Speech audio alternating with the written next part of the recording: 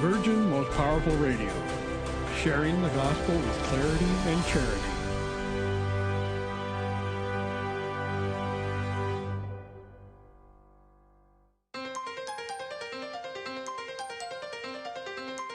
And now, Virgin Most Powerful Radio is pleased to present Hands-On Apologetics with renowned Catholic author and apologist, Gary Michuta.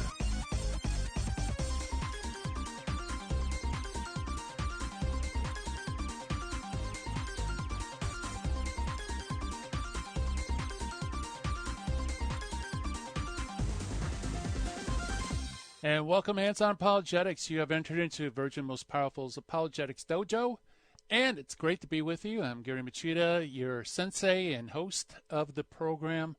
Got a great show in store for you today. As always, we always have a whole lineup of great guests that come on the show, many big names that have been well established as Catholic apologists and evangelists.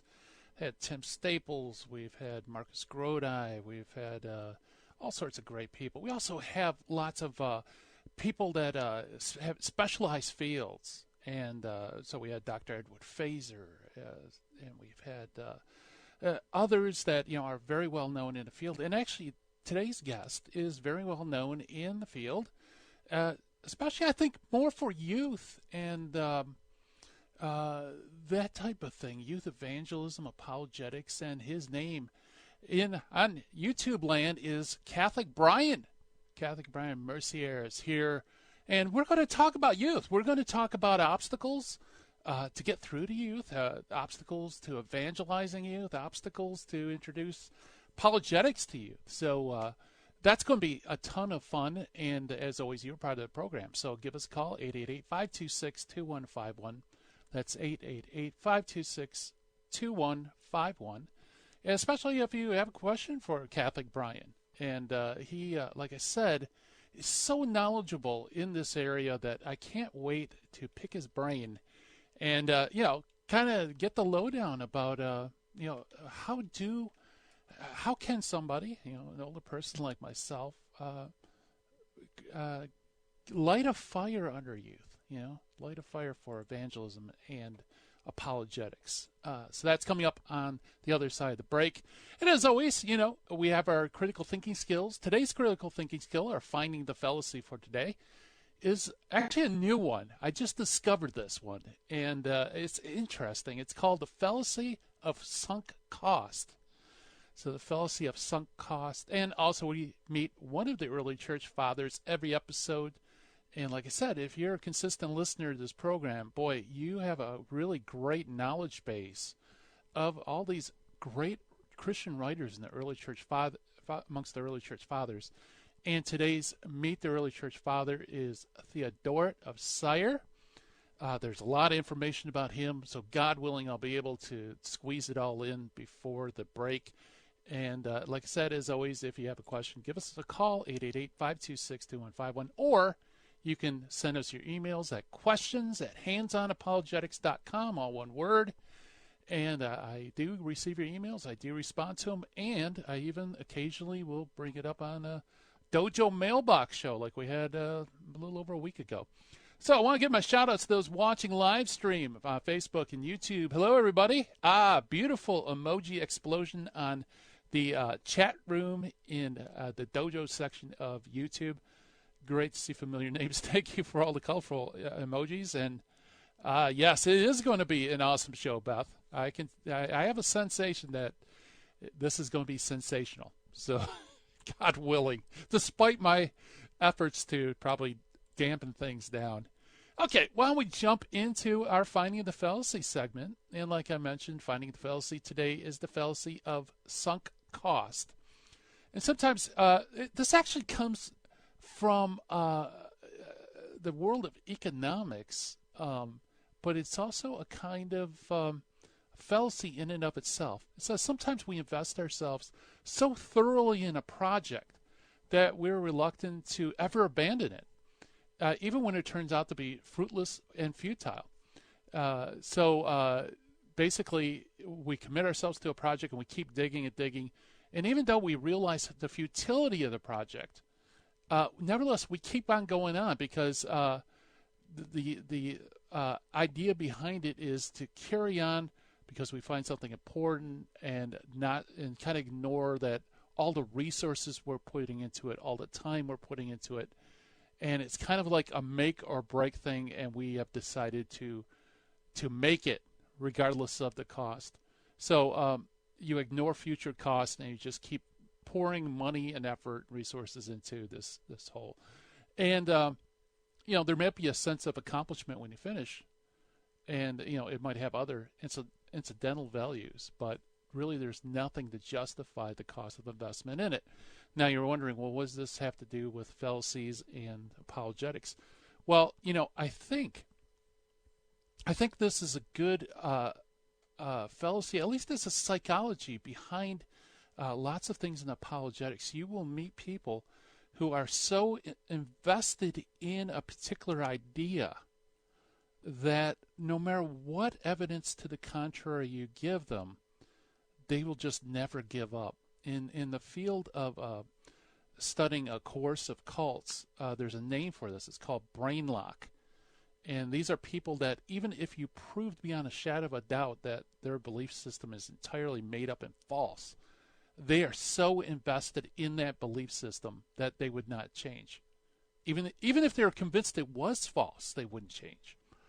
So I don't know if I would actually categorize this as an informal fallacy, but I ran across it and I thought, boy, that is something good that we need to be aware of. Is there are people who this does occur in argumentation, and occasionally you will. I've met a few that could be categorized as suffering from brain lock. That they have, what was it? They have swallowed the red pill. I should listen more closely to the Jesus 911 show because I know Jesse uses that. I believe the red pill is the one that you go down the rabbit hole. All right. So anyway, that's our finding the fallacy for today. Let's talk about the Meet the Early Church Father, who's Theodoret of Syre, born sometime around A.D. 393, died sometime around 466. He was born in Antioch in 423, about 30 years old. He went somewhat against his will. He was made bishop of Syre, which is a small town in Syria. 2 days' journey from Antioch, and that's 2 days' journey via donkey, not via car.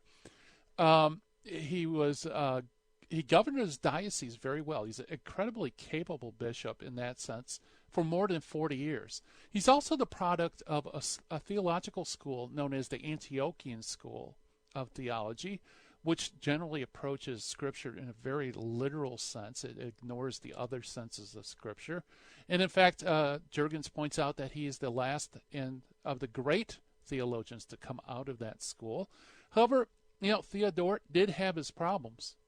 He, especially with his Antiochian training, he was convinced that St. Cyril of Alexandria's theology was Apollinarian tendencies. In other words, it kind of tended towards a heresy where they thought that Jesus, the incarnation was that Jesus had a human body but a divine mind. He didn't have a human soul, which of course St. Cyril of Alexandria didn't believe that, but Theodoret believed he did. And in 431, he wrote a long, extent polemical work against the 12 anathemas of Cyril of Alexandria. And also at the Council of Ephesus, Theodoret sided with John of Antioch. And even after Nestorius was condemned by it, by the way, John of Antioch was a Nestorian, he wrote a comprehensive work of 5 books against Cyril and Ephesus. So he loved Nestorianism. And Nestorianism, of course, is this idea that there was no true union of natures. Jesus is divine and human nature, that they were so separated. Jesus almost becomes kind of like two persons, a divine person and a human person. And he also took up a struggle against the opposite heresy, which is monophysitism. So instead of dividing Christ so separately that he almost becomes two persons, the Monophysites actually squish the natures together so they're inextricably woven into like one kind of divine human substance. So he, of course, railed against them. He's eventually succeeded in Alexandria by Dioscorius. And Dioscorius, however, was a full Monophysite. And there was a synod of Ephesus in 449 where Dioscorus succeeded in deposing Theodoret, our church father for today, forcing him into exile. So Theodoret did the logical thing. He appealed to Pope St. Leo I, and Pope St. Leo I proceeded to declare the proceedings of the synod in Ephesus in 449 as null and void, calling it the Robber Synod. So if you ever hear the term Robber Synod of Ephesus, that's what it's all about, folks. So the emperor returned Theodoret to Sire in 450, and he also appears once again in history at the Council of Chalcedon in 451.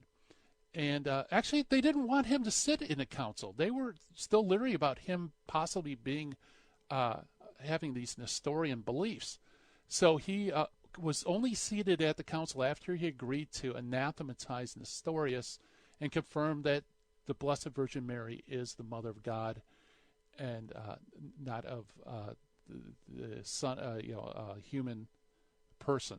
Okay, so he is reinstated as Bishop of Sire, and he's recognized amongst the fathers of the Chalcedonian Council. And just, as a closing note about Theodoret, his knowledge of classical Greek authors is outstanding, and even though his mother tongue was Syriac, his writings are in Greek, and apparently, if you are into Greek, his Greek is excellent in although a very simple style of Greek. And as I said, he died in 466. So that's our Meet the Early Father for today, Theodoret of Sire. Coming up on the other side of the break, we have Catholic Bryan Mercier coming on board. We're going to talk about the youth, and we're going to talk about obstacles to evangelisms and also lighting a fire with apologetics. So stay tuned, folks.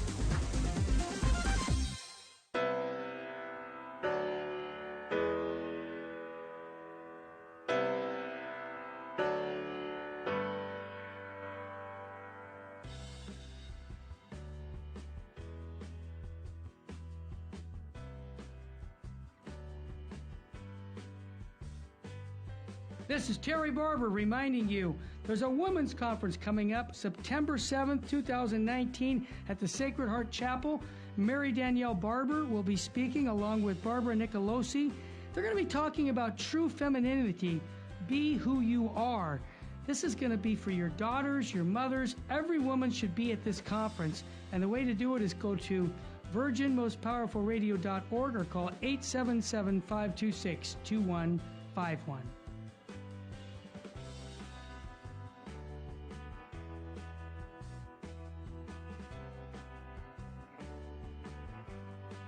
In Luke 7, Jesus said, I tell you, her many sins have been forgiven her, because she has been shown great love.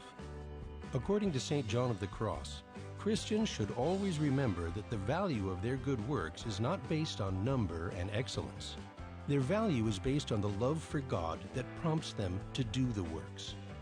May we always be motivated by true love for God, and not worry so much about what we do, but why we do it.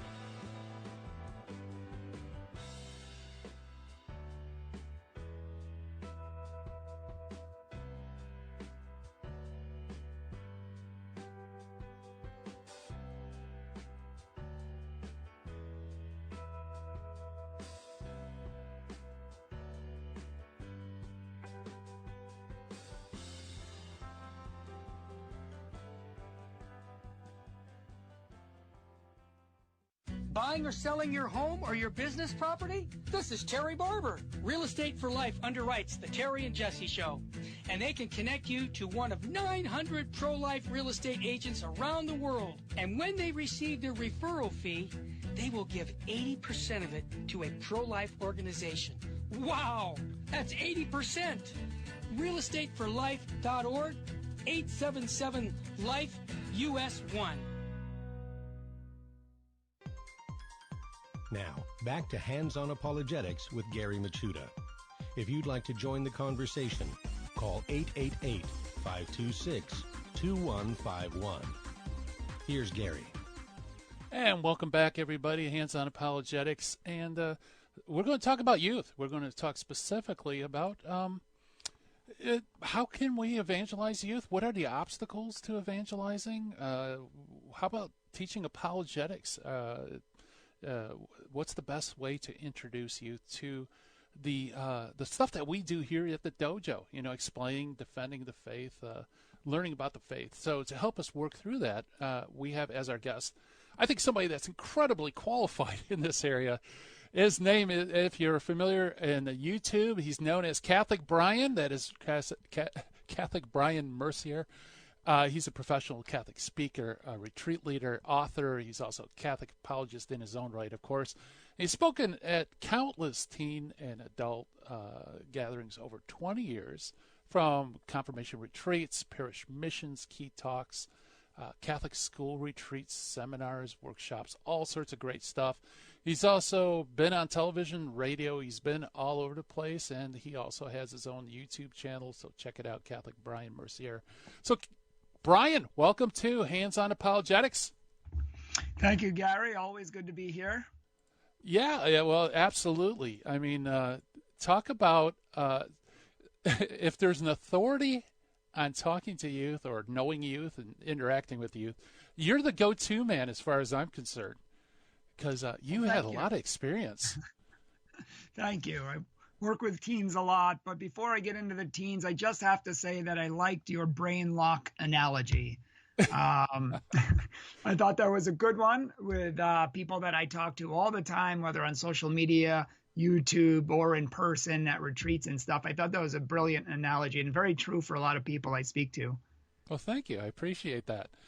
So, well, why don't you tell us a little bit about your background with these things? By the way, folks, you can also invite Bryan to your parish and, youth conference, whatever. But tell us a little bit about your background.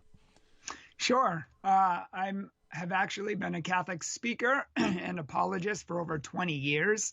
After my conversion, I just wanted to tell everybody about Jesus. I wanted to share the gospel of Jesus. I wanted to, especially our young people, because they're walking away from the church in droves. When I was growing up, I asked a lot of questions. How do we know God exists? How do we know the Bible's true? How do we know a lot of things? And nobody would give me good answers except, well, Bryan, you just have to believe, or you just have to have faith. Or, God's a mystery. And so none of those were satisfying. And so I walked away for a little while and ended up having to look up all these answers for myself many years later. And I've spent the last 20, 25 years looking up all the answers and sharing it with other people. And I find that teenagers today especially are cynical, they're skeptical, they're in some ways more rational. They like science. And a lot of people are walking away from the faith for two reasons. One, because we just don't promote it well and it seems boring and out of touch and we just don't care about it. I mean, why do I need religion? I have my car, I have my pets, I have my family, I have my friends. Why in the world would I need God? I'm happy. So that's one aspect. The other aspect is I've noticed over the years is that kids have a lot of questions. Teens, young adults have a lot of questions that we don't answer. We don't give good answers to, especially difficult topics today that like homosexuality, transgender, and other things that they're being bombarded with that they have legitimate questions about. And they're just not very good answers. And so they walk away from the faith and they retain these questions throughout their whole life and move into more of a doubt or a skepticism. So I've been giving confirmation retreats, Catholic school retreats, college retreats, retreats of all times, all kinds for youth and young adults to really help them in their faith. And when I first started this many years ago, I talked about the gifts of the Holy Spirit. I talked about the Pope. I talked about apologetics, and people hated my retreats. And I questioned myself, and I wondered why they didn't like my retreats. And I realized it's because they don't even believe in God a lot of times. They don't even think the Bible's true. They're not even sure if Jesus existed.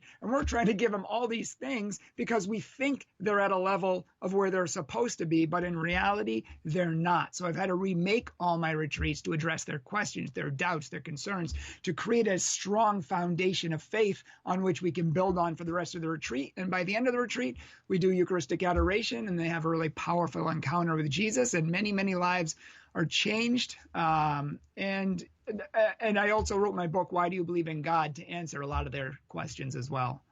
Awesome. Yeah, boy, that is such a great point because many times, especially those who are studied in the faith, you know your stuff, you just assume that the audience is at the same level as you.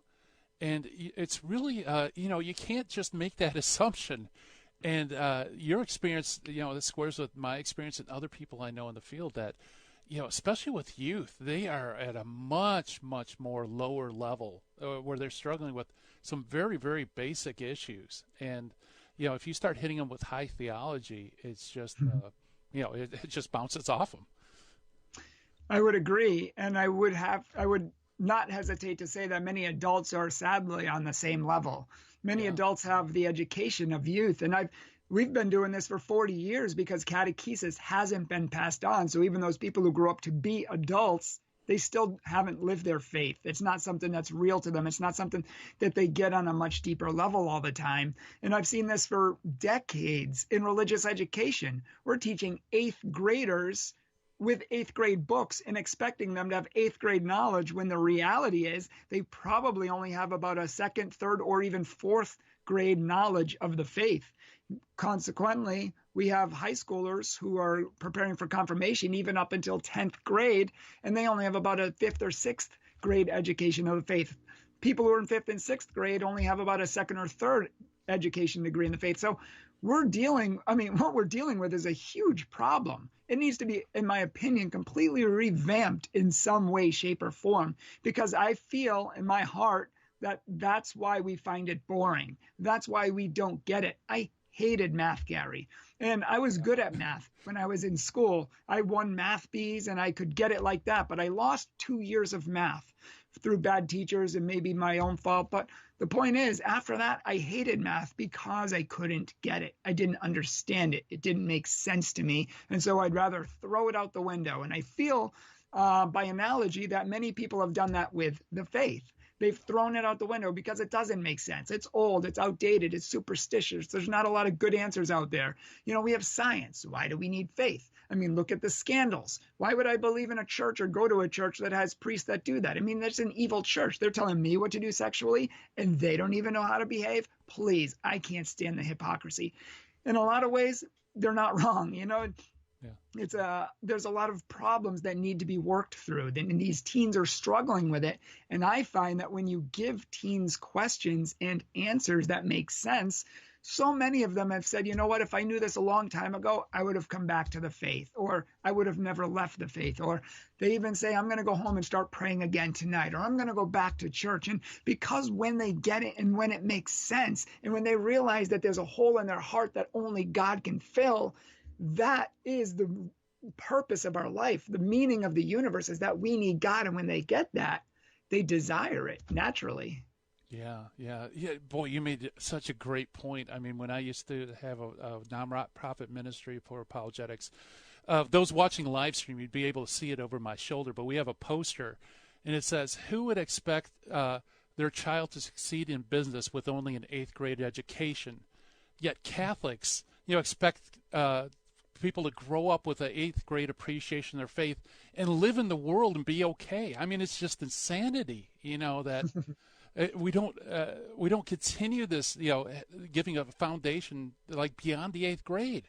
So you go out in the quote unquote real world where you're being hit by all these different ideas, and you have the mentality of an 8th grader as far as what the church is, what Jesus is, what God taught.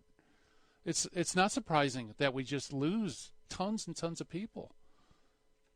Exactly, especially since church seems boring today and it's not explained well, and that's a whole nother issue. But I think around 6th grade is a good time when kids really start questioning. Of course, they question before that, but 6th to 8th grade, that middle school, that's the crossroads where they're either going to come and receive answers and stay in the church, or they're not going to receive answers. They're going to find it irrelevant to their life, and they're going to leave. And so I like working with middle school and high school ages especially. And I also work with adults and young adults and people up through the ages too. But I like this age in a particular way because I like to hit them at the crossroads and get them on board with Christ, especially kids in 7th and 8th grade. They're open still. They're questioning. They're a little skeptical, but they're still innocent and open. And that's why I give them the intellectual component in my retreats. I give them the fun component of games and icebreakers to break down their walls and help them to trust me. Because there's a famous phrase in youth ministry that says kids don't care what you have to say until they know you care. And so I really try to build those relationships with them in the retreats. And then I talk to them and they're more open and they hear it. And then at the end, we pray and I give them the spiritual component and let Jesus minister to them, to their brokenness. I mean, so many kids today are carrying an amazing amount of brokenness and hurt and rejection and abuse, and they don't talk about it. They don't deal with it. And it's literally just pouring out of them. And so in my retreats and in my ministry, particular at YouTube and just ministering one-on-one, I really like to hit these kids where they're at. And I really like to help them deal with these problems so they can heal, so that they can become whole, and so that they can find purpose and meaning in Jesus Christ. And I can tell you that a lot of DREs, religious education instructors, they don't like adoration for kids because they don't think kids can handle it. They've told me I don't want it at my retreats. And I said, well, that's what I do. And I remember one lady in New Jersey said, well, I know you want it for an hour, but I'm going to give you 5 minutes. We'll let the kids go to adoration for 5 minutes. I said, wow, 5 minutes. Woo. And so I put it on 45 minutes on the schedule anyways. And when we went into adoration, we had been there for 55 minutes.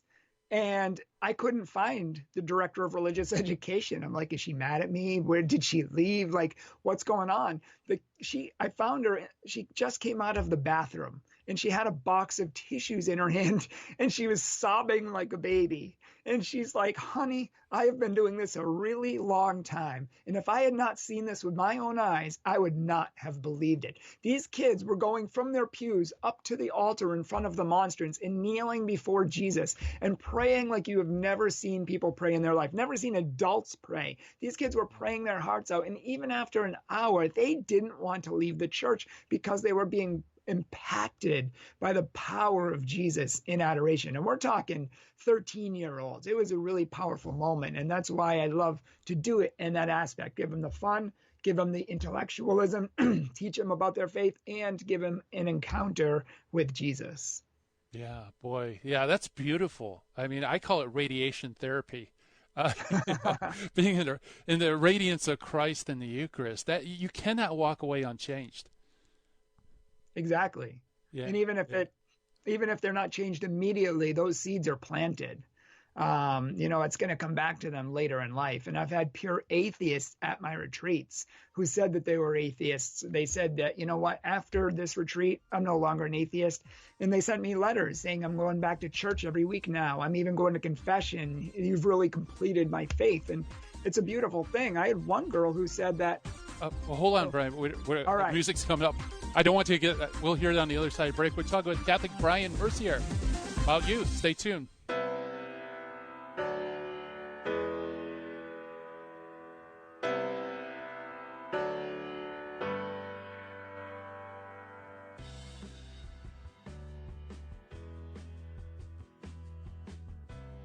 Hi, this is Barbara Nicolosi, and we're having a women's conference here at the Sacred Heart Chapel in Covina on September 7th, 2019. This is going to be a great, great day for you to come and meet a bunch of new friends, wonderful Catholic women who want to deepen their Catholic faith and their understanding of themselves as women. You know, this era right now that we're in, so much confusion. What is it to be a man? What is it to be a woman? You know, the Catholic Church has a lot to say about this, and we're going to hear about them. We're going to hear about John Paul II's letter on women that he wrote from Mary Danielle Barber is going to talk about that. She's going to talk about Mary as a model for all of us. It's a topic that we can never reflect on too much. I'm going to talk about Teresa of Avila and the interior castle and how mystical marriage is what all of us should be called to, or are called to as Catholics in our prayer lives, and especially as women in the church. Aileen Blakowski is going to talk about motherhood and homeschooling. And then finally we have Father Charles Murray. He's going to be the celebrant of the Eucharist. He's going to be here hearing confessions. It's going to be an amazing day. We're going to have an hour of adoration together, time to pray, time to laugh and eat, reflect, grow in our passion for our Catholic faith and our identity as Catholic women. You don't want to miss it. You want to come, you want to bring your friends, you want to bring your daughters, your nieces. That's really an affordable day. So go to virginmostpowerfulradio.org, and you can register for this conference or call 877-526-2151. The Women's Conference is going to be a great event for the Archdiocese of Los Angeles area, Southern California Catholics. You don't want to miss it. Buying or selling your home or your business property? This is Terry Barber. Real Estate for Life underwrites the Terry and Jesse Show, and they can connect you to one of 900 pro-life real estate agents around the world. And when they receive their referral fee, they will give 80% of it to a pro-life organization. Wow, that's 80%. realestateforlife.org, 877-LIFE-US1. This is Jesse Romero. You're listening to Hands-On Apologetics with Gary Machuda on Virgin Most Powerful Radio. And welcome back, everybody. And, I forgot to mention this. I'm going to put this in really quick. But, again, all you apologists out there, mark August 21st down on your calendar because I'm doing a live YouTube event along with my buddies, John DeRosa of ClassicalTheism.com and also Pat Flynn of The Pat Flynn Show. And just go to handsonapologetics.com, scroll down, and click the banner. What if we could show you how to never lose a religious argument? Again, click it, and you'll get all the information right there. So thank you for letting me throw this little commercial in. So, yeah, Bryan, right before the break, you were going to tell us a story about how one of the youths were affected by your retreat. Yes, this one girl had sent me a letter after the retreat and said that she did not want to be there at all. She was an atheist, and she legitimately wasn't going to the retreat, and she didn't tell her parents about it, hoping they'd forget. And her dad went up to her room and literally, she said, dragged her down, kicking and screaming to the retreat. And she hated the whole thing. But at some point, something I said awoke in her and made her think about it in a different way. And then God really got a hold of her during the adoration time, during our prayer service. And she ended up saying that it really completely transformed her life, that she teaches CCD now, that she's going to church. She brings her friends to adoration with her, and she's even discerning religious life. So, this is the power that God has to transform souls if we know how to get through these to these teens and really present it to them in a way that they can understand and put them in front of Jesus. I think for a long time we've said, oh, they can't do adoration. No, they can't do prayer. We've watered it down for 30 or 40 years. Kids hate things watered down. So enough with blowing up the balloons and watching them rise and talking about the resurrection of Jesus. They need real meat, because when they get the real meat and it makes sense, they digest it and they internalize it, and they oftentimes even come back. Yeah, very good. Yeah, thanks be to God.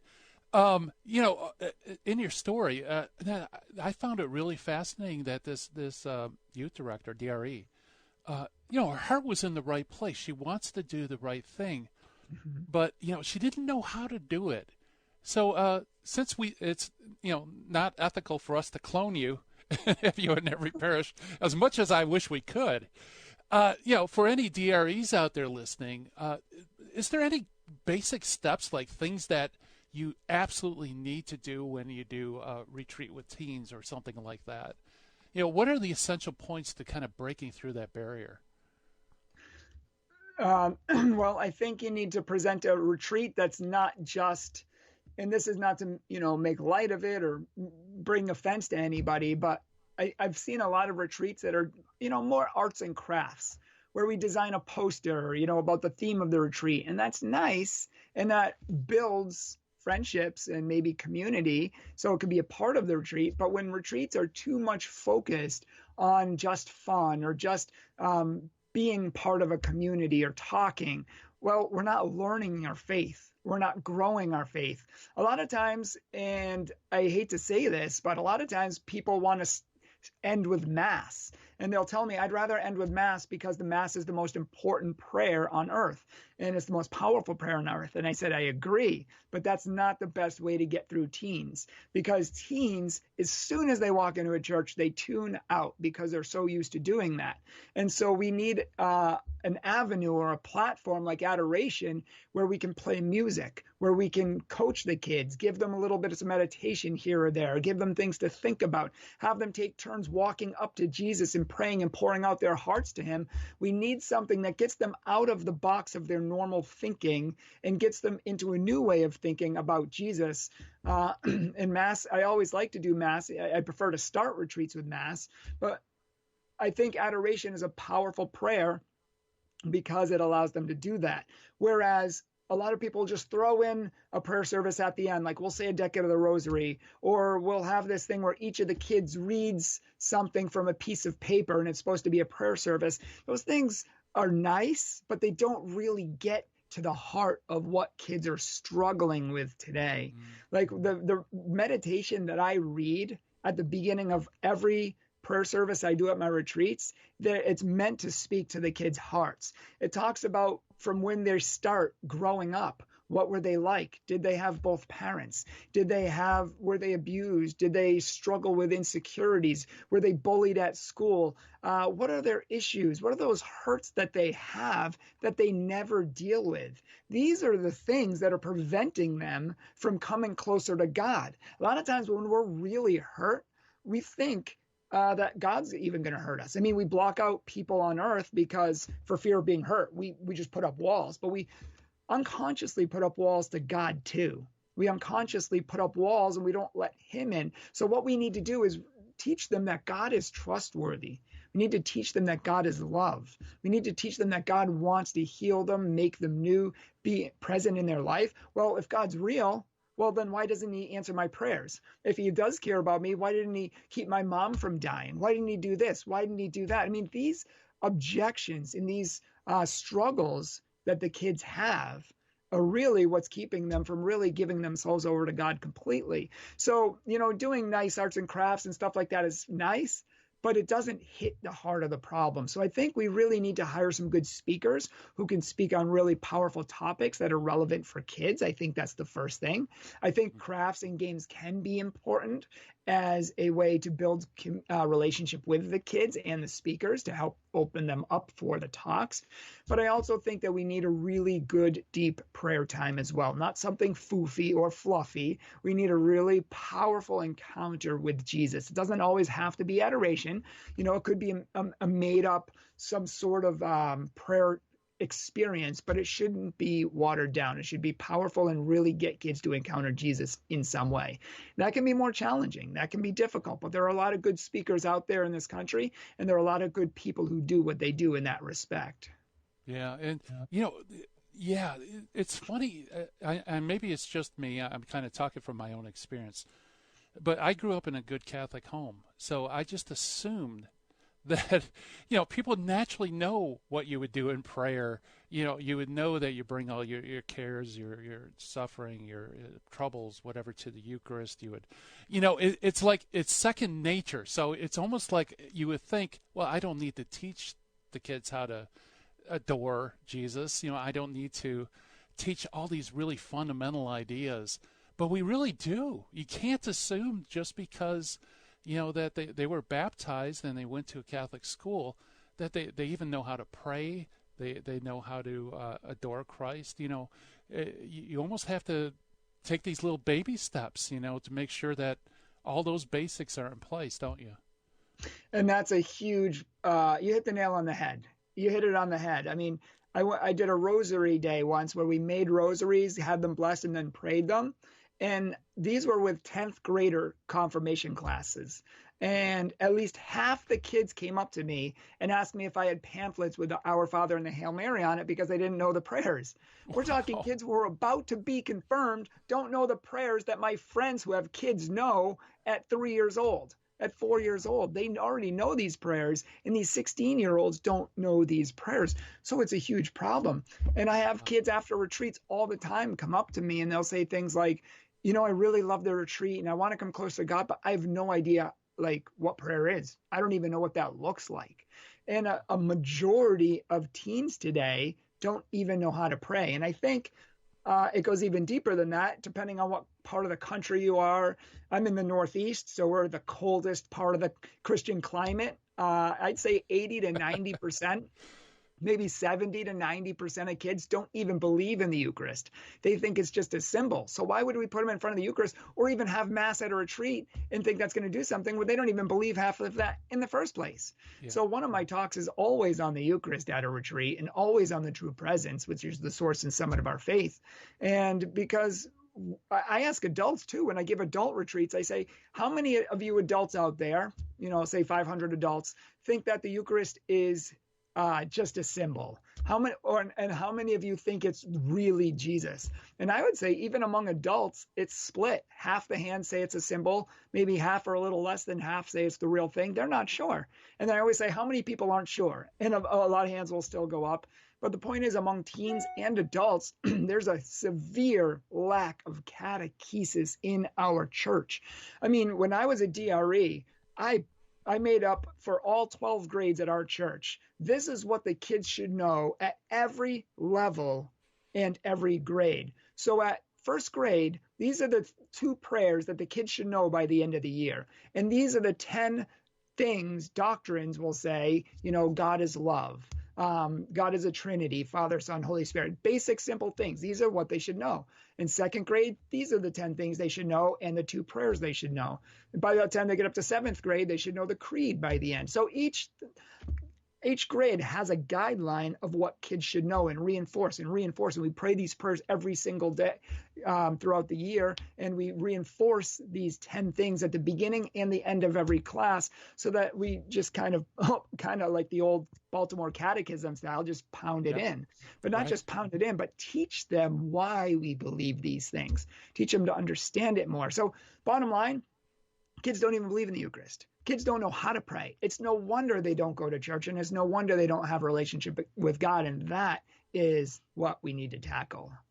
Yeah. In fact, in my own parish, and I'm trying to push this, is I think Catholic parishes need to instruct young adults how to instruct their kids. As we've gone through a few generations where that. We've kind of forgotten how to evangelize our kids or how to teach them the basics of the faith.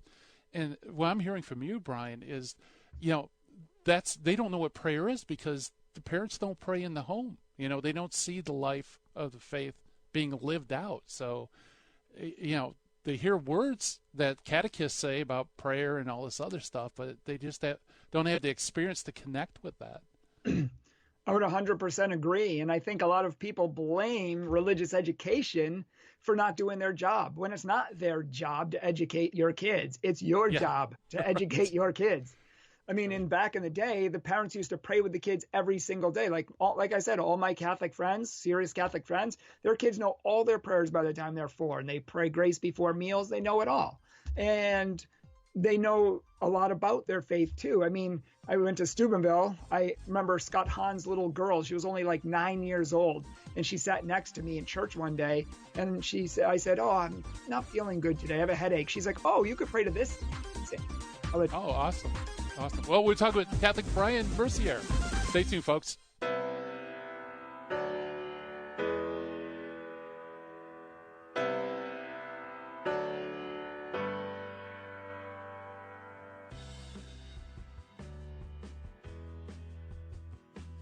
Welcome, Daniel. You're on the line. What's on your mind, brother? Hi, I just wanted to share a testimony about Virgin Most Powerful Radio. I had a buddy at work who, he's a lukewarm Catholic guy, and I wanted him to start listening to the Terry and Jesse show, so I kept telling him to download the app, and he kept putting me off. So one day, I grabbed his phone, and I downloaded the app for him. I went on vacation, and I kept telling him to listen to it. He was kind of put me off. I came back from vacation. He comes to my cubicle, and he says to me, "Hey, man, I've been listening to Terry and Jesse's show, and it's great." And it's made a big impact in his life. The guy, he's going to weekly adoration a couple times a week. He goes to the Mass in the morning. He's an on-fire Catholic, and he promotes the Terry and Jesse show on the Virgin Most Powerful Radio. Wow. Daniel, what a testimony. And I want to encourage our listeners to get those cards by going to virginmostpowerfulradio.org and do what Daniel's doing. Go out and spread the faith by inviting people to listen to Virgin Most Powerful. Daniel, thanks for your testimony, brother. God love you. You're welcome.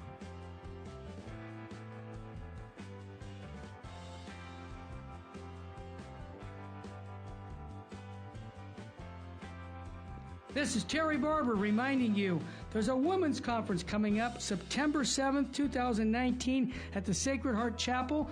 Mary Danielle Barber will be speaking along with Barbara Nicolosi. They're going to be talking about true femininity. Be who you are. This is going to be for your daughters, your mothers. Every woman should be at this conference. And the way to do it is go to virginmostpowerfulradio.org or call 877-526-2151. Buying or selling your home or your business property? This is Terry Barber. Real Estate for Life underwrites the Terry and Jesse Show.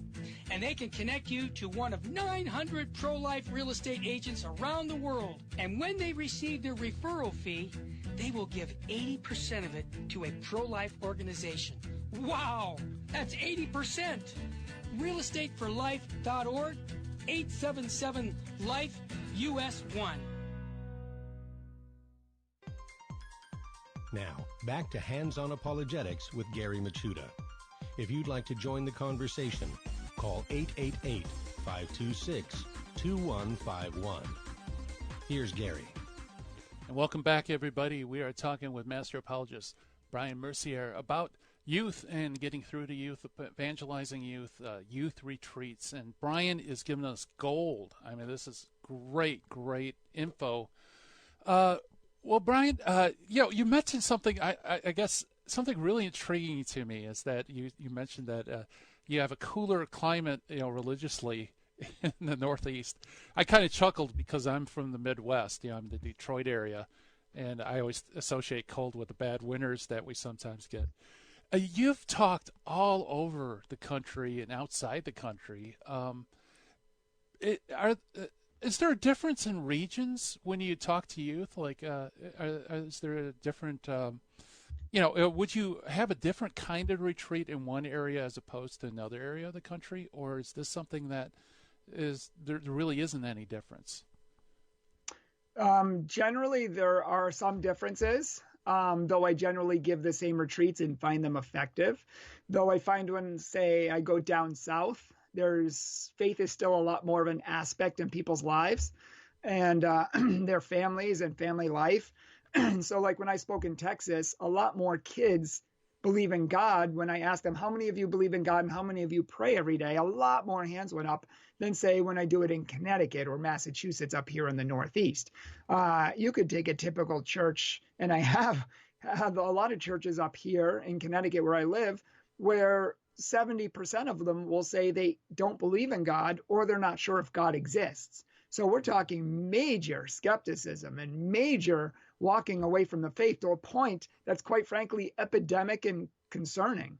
And so when I go down south or maybe to more advanced places, like I got to speak at the Catholic Family Land in Ohio, and I asked the kids, how many of you believe in God and how many of you pray every day? And every one of their hands just about went up. I was like, okay, I'm going to give a whole different type of retreat. But that's why I ask these questions at the beginning, just so I can see where they're at and kind of adjust the retreat for them if needed. Yeah, very good. Yeah, when I do retreats, I always do, it's always apologetics orientated. And I found that the teens are the best group because they're feisty. They want to fight, and they're not they won't shy down if you challenge them. If you challenge their worldview, or you challenge them to defend what they believe. And I know a lot of parents are they're kind of afraid. They're shell shocked by all the arguing and fighting and everything. But I personally think that's kind of the sweet spot for evangelism is, the young teenage years, because they want to interact, they want to be combative, and if we could just take that strength and channel it towards something good, like defending the faith, or piety, love for God. I mean, man, that's a huge game changer, isn't it? I would agree, and I think you put it well, channeling it in a good direction. I love when kids argue with me, disagree with me, challenge me, because it means that they're not believing blindly. It means that they're actually thinking about it critically. They're trying to question it and they're trying to come to an understanding of it. When you just tell a kid you have to believe, stop questioning God, you're taking away their intellectual capabilities and faculties, and you're basically making religion like this: just believe. Why? I don't know, just do it. There's no evidence. That's Right. fine. And so we actually want kids to challenge me. And I used to teach religion in a Catholic school, and I said, if you guys just give me the answers that I want in a test, I will fail you even if they're right. I was like, I want you to question it. I want you to wrestle with it. And if you think I'm wrong, you tell me. And they did. And we had great discussions about it. Same thing with kids on my retreat. Yeah. We discuss them. They challenge me and we go through them. I help run 2 camps every year called Camp Veritas, Camp Truth. It started with 50 kids and is now over 1,600 teenagers from 7th to 12th grade in 5 locations. And I take a week, 2 weeks out just to be kind of the spiritual camp counselor. So my role is a little bit special. I just walk around camp for a week and talk to 600 kids about their spiritual problems, their questions about God, things that they're struggling with internally. And I have a lot of kids. They write down 2 pages, front and back, single spaced, of all the questions they have about God. And we sit for an hour and a half, 2 hours, and just answer them. And these kids just overwhelmingly have such a powerful encounter with God later on because it makes sense in their mind and they're able to open themselves up to him. Other kids have major abuse or family issues going on or things that they're struggling with, and I get to talk to them and they challenge me. Why would God let this happen, this and that? And you know what? Whenever this happens, it's an awesome opportunity for evangelization and for showing God's love and who he really is, why he lets things happen, the reasons behind it, and that sort of thing. And this is what kids need to hear, I think. Oh, yeah, absolutely. That's a huge blind spot. And, you know, like you mentioned a couple of times that the youth that shows up, you know, at retreats, usually they're forced to go there. I mean, they're living in such a broken world, and in many ways they're injured by that. You know, in a retreat setting, though, how can you minister to that? Like, let's say if someone's listening, maybe they're in charge of a youth group or a DRE or something. You know, how do they? What's the best way to treat something like that? Would you explain redemptive suffering to them? You know, meditate on the cross, or where would you go? If I forget to answer that question, let me know, but let me get back to that in 1 second. I think it's imperative, whether you're a youth minister, whether you're a DRE, whether you're someone like me who gives retreats, I think it's imperative first to build relationships with the teens. When I first started my retreats early on, I used to eat dinner with the adults. I used to talk to them, and sometimes I still do. But generally now, especially when I bring my team, I have a whole team that can come in and bring to do retreats. We're not allowed to talk to each other during breaks, and we're not allowed to talk to each other during like lunchtime or snacks. Each of us has to go to a different table and start conversations with teens. What are your favorite movies, guys? What video games do you like? What do you like to do? What kind of a person are you? And you can start to pick out those people who are doing pretty well and those people who aren't.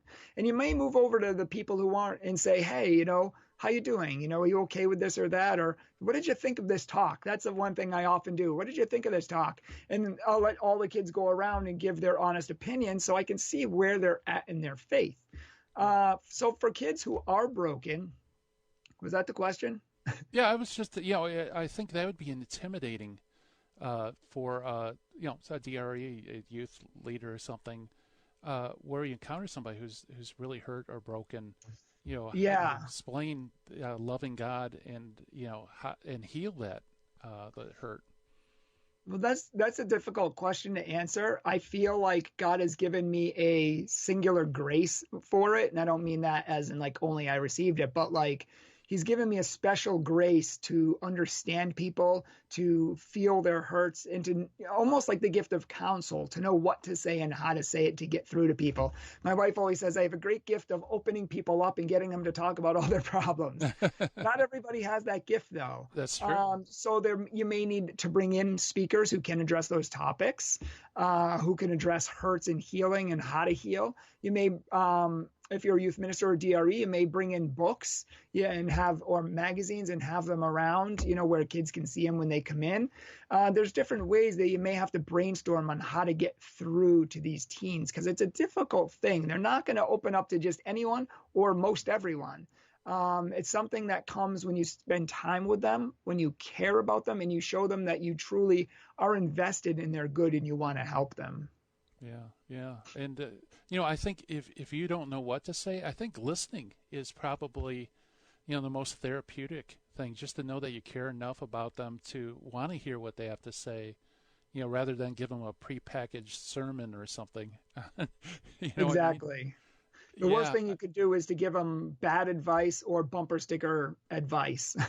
Just do this, because they're going to walk away. They're not interested. They want the real thing, and they know it when they hear it. And sometimes I think we offer advice because we don't know what else to say. But sometimes the best thing to say is, you know what? I'm sorry that happened to you. I'm going to pray for you. I know that God will heal you and help you. And I don't know what to say. I don't have any advice, but just know that I care for you and that I'm going to be praying for you. Something sincere like that. I think that helps more. Yeah. And of course, pray that God gives you that grace of counsel, that he'll give you the words and what to say. I mean, I think so many times we forget to do that, to ask for God's help, but he put you in that situation. He wants you to pray to him. He wants you to ask for help. Absolutely. And I can't say I've heard everything, but I have heard a lot. And some of the things I hear, I'm like, what in the world? I'm thinking to myself as they're telling me their life story. I'm like, God, what could I possibly what advice could I even possibly offer? I can't even relate to this. They've gone through far more than I'll ever go through. And so I start praying, come Holy Spirit, give me counsel, help me to know what to say. And almost always, he either, helps me just to listen if I need to, or he gives me the right thing to say in the right way to say it too. Yeah, very good. Man, I can't believe this hour has just flown. Bryan, how can people get a hold of you and information about your works and also your YouTube? How to check out your videos? Well, wherever you are, I would love to come give a retreat for your church, confirmation, Catholic school, whatever. And you can find me at catholicbryan.org, Bryan. You can find my Catholic Truth. YouTube has been changed over to Catholic Truth because that's my new nonprofit. And so you can, my hashtag is Catholic Bryan. You can find me anywhere with that, or you can look up my YouTube at Catholic Truth. Very good. Well, hey, thank you so much for coming on the show. It's been a pleasure. Thank you, Gary. God bless you. All right, and you too. All right, Catholic Bryan, Bryan Mercier. What a great advice, great data.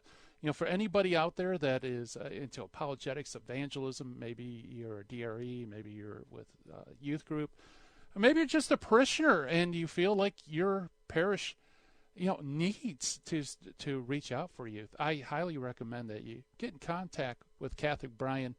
And he's got lots of great material. And as you can tell, he's fired up about the faith. And that's beautiful. I mean, it's just like me. The older I get, the more fired up I get, because you get to know more about Jesus and love Jesus more. So anyway, coming up tomorrow, we're going to continue our talk about youth with Anthony Diekman. He's talking about a program of apologetics that he teaches to high school students, and the topic tomorrow is going to be like, how can you explain the reliability of the New Testament to youth, to 8th graders, 7th graders? So that's going to be a great program for us. Also, boy, I tell you, this is the fastest hour in Catholic Talk Radio. It just flies. But that's good, folks, because coming up next, you have the show that started it all, High Impact Catholic Talk with the Terry and Jesse Show. Coming up next, and it's time for me to shut down the Midwest Command Center, turn down the dojo lights for a little bit of a pause. But we'll be back tomorrow, God willing, and with more hands-on apologetics. I'm Gary Machuda. It's been great to talk to you. And by the way, don't forget, August 21st, live YouTube event. Go to handsonapologetics.com. Click on that white banner right underneath the show. I'll give you all the info and lots of freebies. All right, well, I hope everybody has a great day, and God willing, we'll talk to you again tomorrow. Bye-bye. In the 1990s, I lived and worked in Hollywood. But when my wife Betty's mom took ill, we relocated to Orange County. And it was during this time in our lives that I converted to Catholicism. Once my eyes were opened to the truth, I couldn't learn enough about the faith. But I had less free time than ever, especially with a long commute. That's when I discovered the real value of Catholic audio. Listening to cassette tapes transformed my daily commute into a miniature retreat.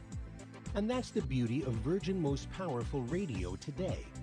Since the podcasts are archived, you can listen anytime on our smartphone app. I know how listening to Catholic audio can bring you closer to Christ and His Church.